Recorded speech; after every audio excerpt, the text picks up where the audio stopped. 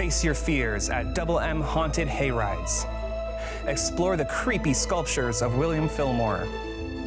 Hear from spooky makeup effects artist Jared Balog, and more. It's all ahead on this special edition of AHA, A House for Arts. Funding for AHA has been provided by your contribution and by contributions to the WMHT Venture Fund. Contributors include the Leo Cox Beach Philanthropic Foundation, Chet and Karen Alpelka, Robert and Doris Fisher-Melisardi, and the Robeson Family Foundation. At M&T Bank, we understand that the vitality of our communities is crucial to our continued success. That's why we take an active role in our community. M&T Bank is pleased to support WMHT programming that highlights the arts, and we invite you to do the same.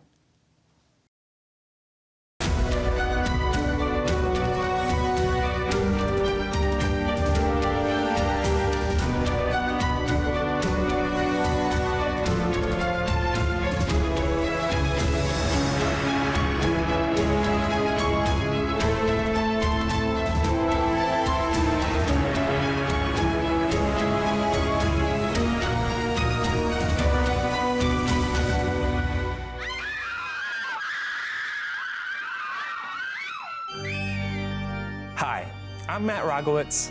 Welcome to a haunted house for arts, a place for all things creepy.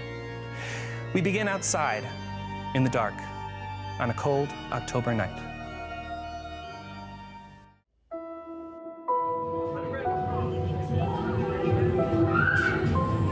Good evening. Tonight is all about the art of fear. And what better place to do that than here at WM Haunted Hayrides in Ballston Spa, New York. Now, if you're ready, follow me, follow me, follow me.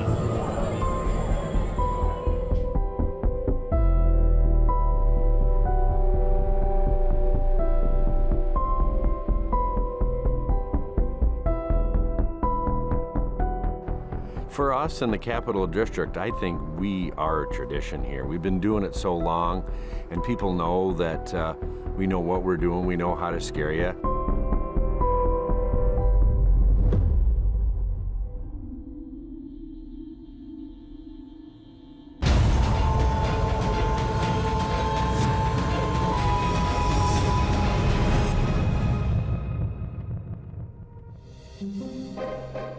I grew up here. I'm second generation on the place. My folks started the place here over 60 years ago.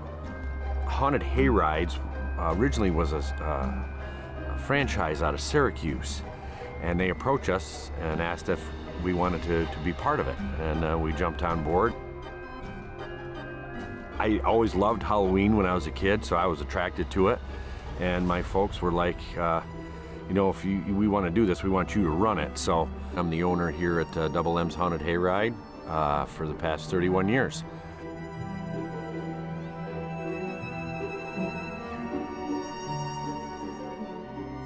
So we have a pretty massive operation here at Double M, about 100 plus employees. We have a management team that kind of guides the process to make sure all of our actors are in their spots and everything's going smooth. If you have your makeup done, you know where to go, please go to the wagon. Thank you.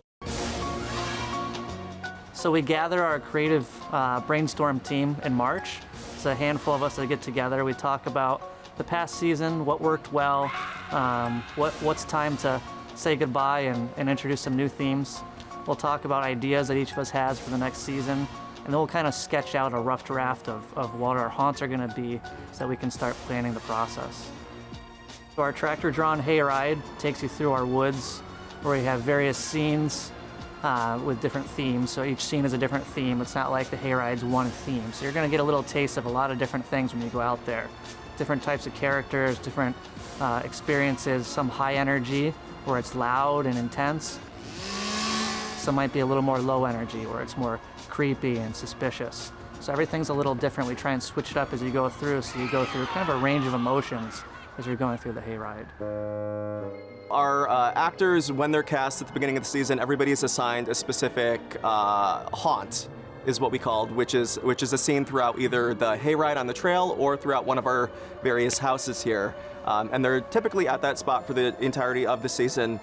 What's really fun is seeing people come out of their shells by like the second weekend. It usually takes a couple weekends, but once they get into their groove, they're awesome. So it'll sort of be, looking at their character or their scene that they're a part of and determining, what, if they're struggling, what might motivate their character, or what, is the objective of their character. What obstacles do they have to them getting what they ultimately want?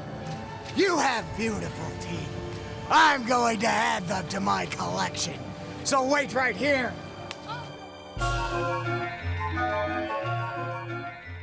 I am the makeup artist here at WM Hayrides, and I've been here 16 years. And on a normal night, I can do anywhere from 60 to 70 people in an hour and a half in order to get them out on the trail to do their job. They line up according to haunt, and they all come in at once, and I do them all like assembly line style, and then send them on their way. Integrated the sponge technique and then kicked up the airbrush, and now the airbrush is what enables me to get through so many people, and you can do so much more with it.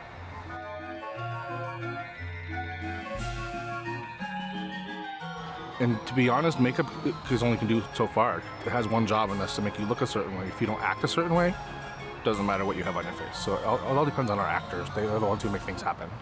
It's dinner time. Come on! I think people like to experience something that is almost unimaginable in normal day life. So you get to come here and put yourself in a world that you would never experience on an everyday basis. And there's so many different fears that we might touch upon. Some people might go through one scene and think it was nothing, and then the next one they might be crying because it's just, we hit on that fear that deep down they're terrified of. Back late 90s, we had a haunt with a wizard, okay? I purchased a staff with a globe on it, okay? And you press the button and it makes a thunder and lightning sound and it flashes up. Just so you guys know, I still have that staff from the late 90s. I've never, ever put batteries in it. We no longer haven't done the haunt in 20-some years, and it still works.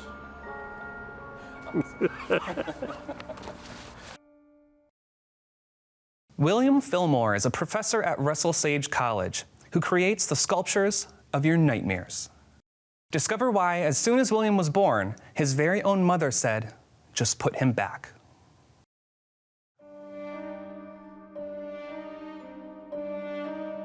I'm Billy Fillmore. I make intentionally creepy stuff.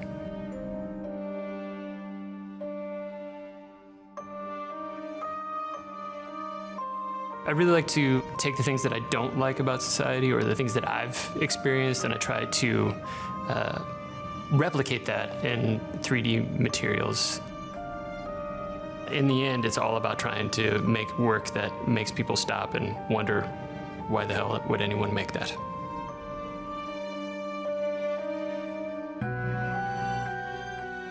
When I was a kid, I was terrified of my closet, and I didn't know why. In fact, my parents have these really funny pictures of me sleeping in the hallway, or I would go to Mike's room, my brother's room, and I'd sleep with him. And then eventually, my brother was so tired of me coming and waking him up and sleeping with him that they put a lock on his door, and then they have a picture of me sleeping in front of his door because I was so terrified of sleeping in my room. It took a while of remembering this that I remember looking into the closet and seeing the void, and I was so afraid of the possibilities of what could be inside of there.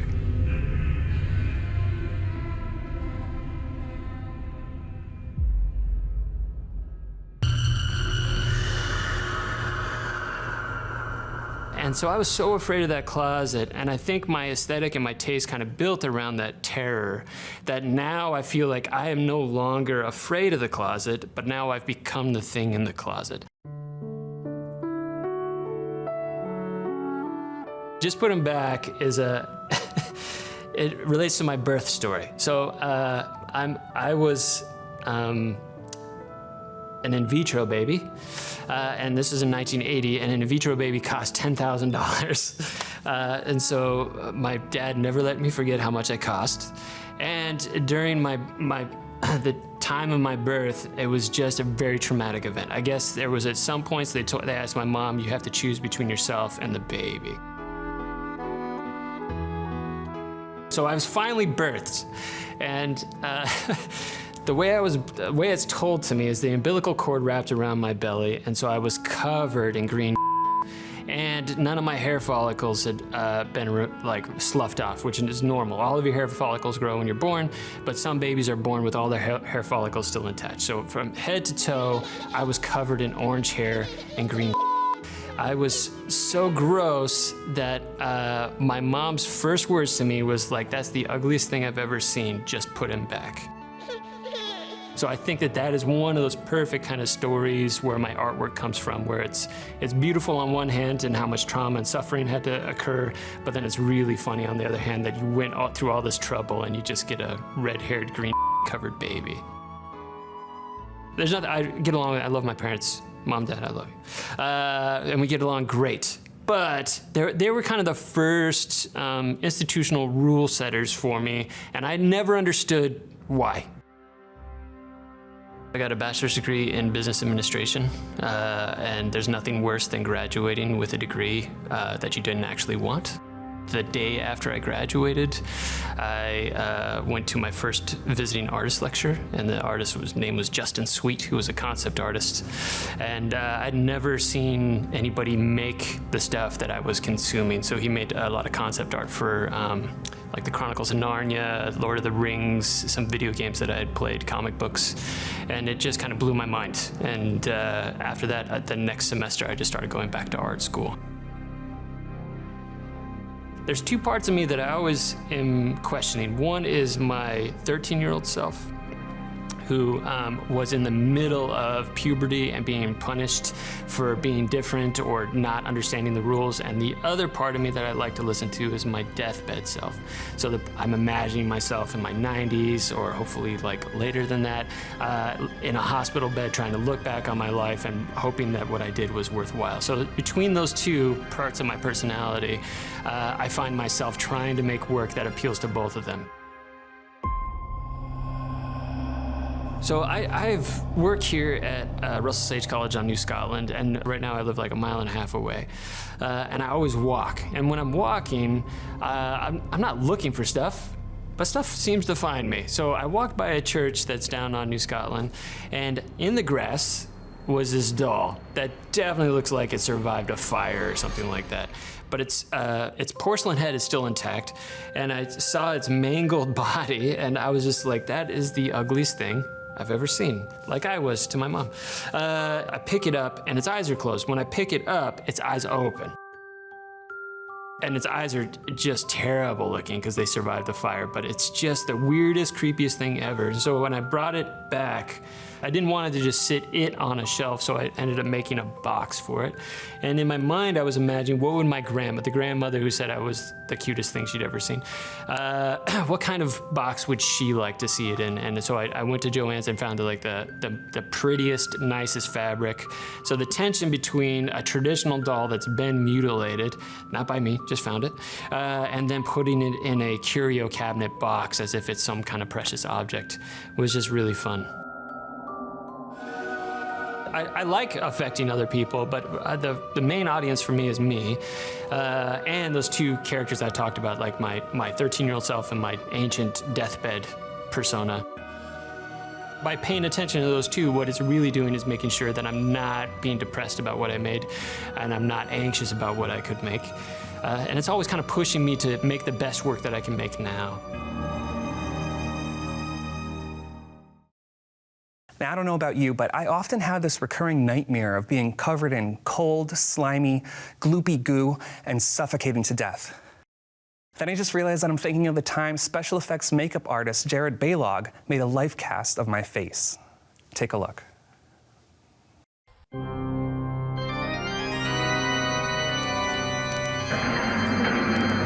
Those of you with queasy stomachs should turn away now.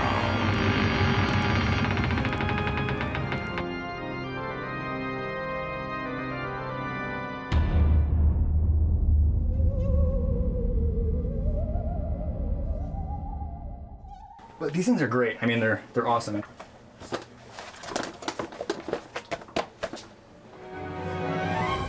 The artistry that goes into special makeup effects is it runs the gamut from sculpting, from painting, from mold making, from design. I mean, it's all over the place. It really encompasses kind of everything, and I think that's kind of what drew me to it at such a young age.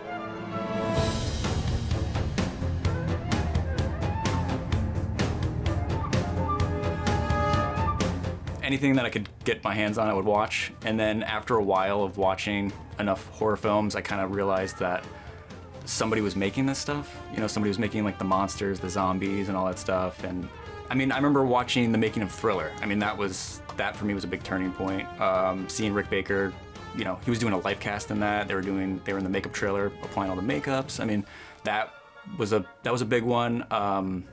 You know, I was probably like way too young to be watching horror films, but by the time I was around like 7 or 8, I mean, that's when I started getting, you know, I got a hold of latex and derma wax or nose putty or whatever, blood, you know, just messing with that kind of stuff. And then slowly kind of working up towards making like a mold or doing like a life cast of somebody. So are you cool with doing the life? You think you want to do the life cast? Yeah. Okay, let's do it, okay. This is exciting. So the life cast is the basis for all special makeup effects in terms of prosthetics. If at any point too you want to take it off, just let me know. We'll just take it off. We just won't air this. We'll do something else. But trust me, it's really quick. I'm excited. This will be cool. It'll go. You'll get like a nice cool. I won't regret this. Yeah, no. You get a nice cool little takeaway gift. You know? Give it to my mom. Exactly. The materials have changed a little bit, so I'm going to use the more old school materials, which is alginate, but nowadays we use silicone because it's a little bit more durable. We can, you know, it lasts forever. So this is alginate. Basically, you want to get it to like a pretty creamy consistency. You don't want it too thick. You don't want it too runny. All right, close your eyes. Ooh, it's a little cool, but it'll bring up more details and stuff. Right out of high school, I just started working on any independent film I can get my hands into. I didn't start out doing straight special effects. I started doing some sound and special effects, just anything else and PA stuff, anything to kind of get me onto like anything. So I would start, you know, doing some short films. I did a couple features starting out, and then, you know, as I was able to build up a little bit of a resume, took pictures of stuff more, and you know, people could see more of what I was doing. Then it was kind of strictly more just special effects, and kind of was able to weed out doing all the other gigs that I didn't have an interest in. It just kind of snowballs from there, because once you get known for doing special effects, other filmmakers will recommend you for stuff, other actors that like really enjoyed working with you will recommend you for projects. You look great, man. So then the plaster bandages go on. How you doing? You doing okay? Mm-hmm. Good. And then that all comes off.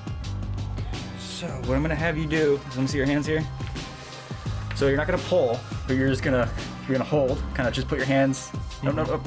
Take your hands. Put them right. There you go. Okay. And I want you to lean forward just a little bit. Okay. And then basically, all I'm gonna have you do is just kind of make scrunchy faces, frowny faces, stuff like that. And just kind of slowly. There you go.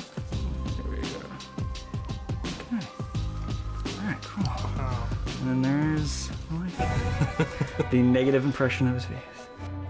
And then once that comes off, I will fill it with probably plaster, but you can fill it with a couple different materials.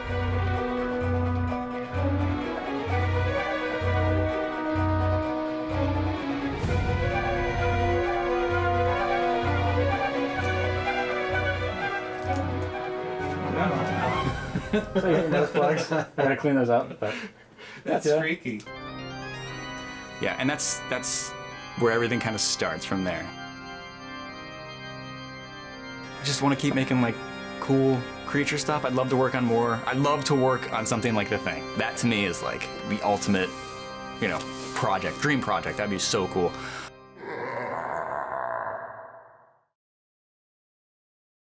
I thought we'd end the evening stabbing everyone's favorite fall squash, the pumpkin.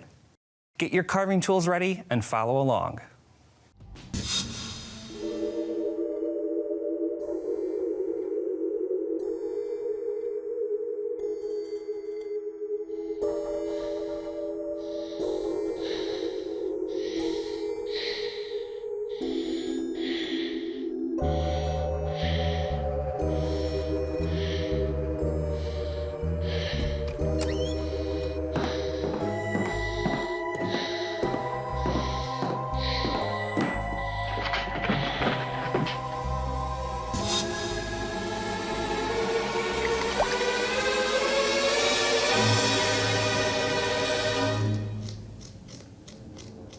I'm Brian Bateman. I am a professional pumpkin carver this time of year.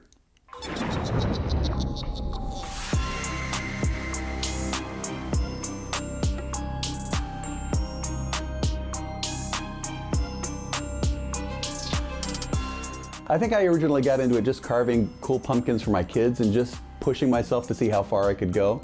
And I discovered that I could go pretty far. I thought it would be fun to do them with the helmet. You don't usually see Thanos with a helmet on, but I thought it'd be fun to do it with a helmet because I could use the pumpkin itself as the helmet. So the first thing I did was draw the helmet. You scrape away a thin line of the pumpkin with it because it's V-shaped there. My next step is going to be to carve away everything here in the face.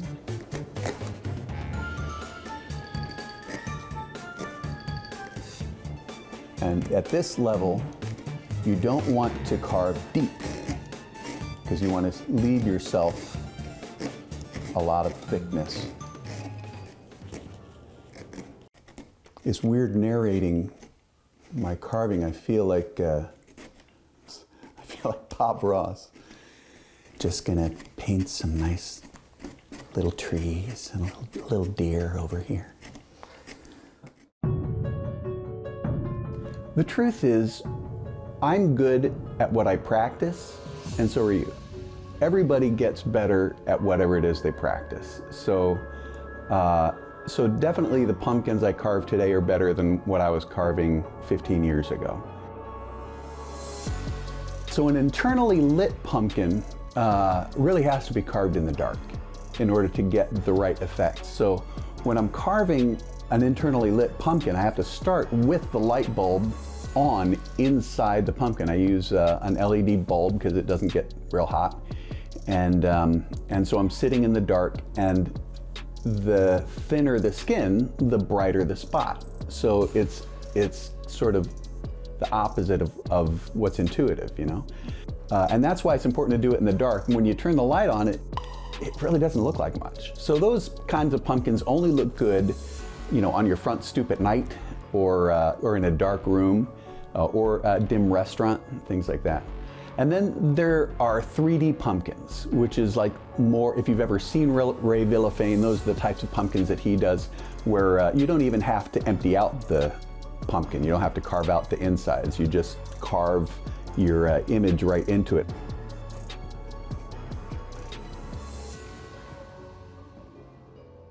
You really kind of have to just eyeball it. You can't, you know, because you're scraping off the skin at the beginning and just going for it.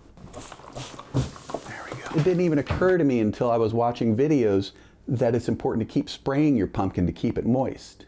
Man, that made such a big difference.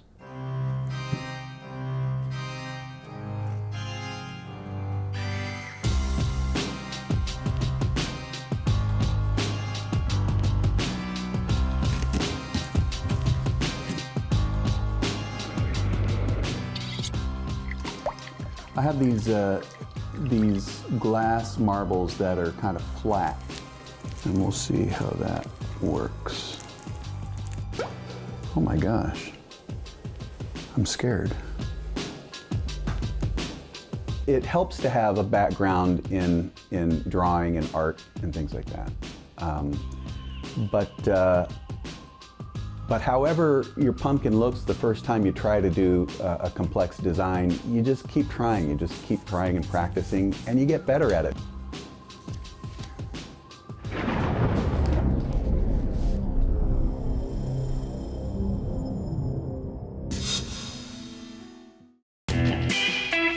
Thanks for joining us. For more arts, visit WMHT.org/aha and be sure to connect with us on social media. I'm Matt Rogowitz. Thanks for watching. It was a night just like this, many years ago, when they invented the spooky twist. Many boys and girls came from all around and did the spooky twist. Now make sure you tell your parents if you're going to go out this evening.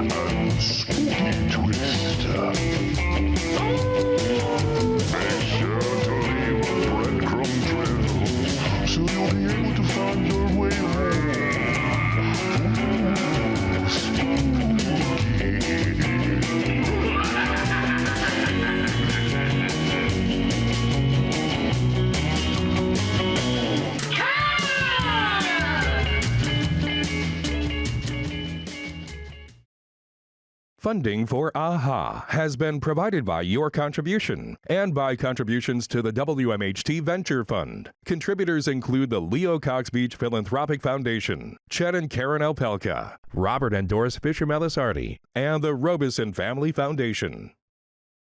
At M&T Bank, we understand that the vitality of our communities is crucial to our continued success. That's why we take an active role in our community. M&T Bank is pleased to support WMHT programming that highlights the arts, and we invite you to do the same.